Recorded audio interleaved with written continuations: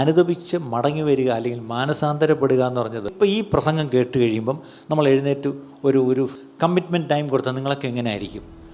വളരെ കാര്യമായിട്ട് എഴുന്നേറ്റ് നിന്ന് കണ്ണീരോടുകൂടെ എന്ത് ചെയ്യും? കർത്താവേ, ഞാൻ എല്ലാ കയ്പും എല്ലാം കർത്താവ് ഞാൻ എല്ലാവരോടും ക്ഷമിക്കുന്നു. വേണേൽ രണ്ടുള്ളിൽ കണ്ണീരും കുടുങ്ങി വരും അല്ലേ? അതായത് നല്ല ഇമോഷണലായിട്ട് നിങ്ങൾ പ്രാർത്ഥിച്ച് അനുദപിച്ച് അങ്ങ് പോകും. പക്ഷേ ഞാനൊരു കാര്യം പറയട്ടെ, repentance is not emotion alone. ഇന്നത്തെ പ്രശ്നം നമ്മുടെ റിപ്പൻറ്റൻസ് ഈസ് മിയർ ഇമോഷൻ. അതായി പ്രശ്നം. It's a change of direction. എന്താണ് റിപ്പൻറ്റൻസ്? മനം തിരിയുക.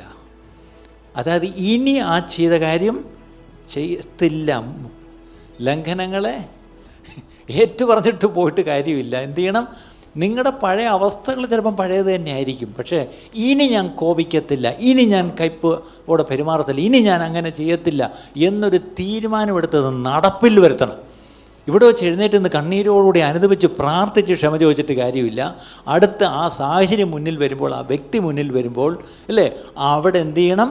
കർത്താവേ, ഞാൻ നിൻ്റെ സന്നിധിയിൽ വന്ന് പ്രാർത്ഥിച്ച് ഞാൻ ക്ഷമ ചോദിച്ച് വിട്ട കാര്യമാണ്, ഇനി ഞാനത് ചെയ്യത്തില്ല എന്നൊരു തീരുമാനം എടുത്തിട്ടേ നിങ്ങൾ ഇവിടെ നിന്ന് പോകാവുകയുള്ളൂ.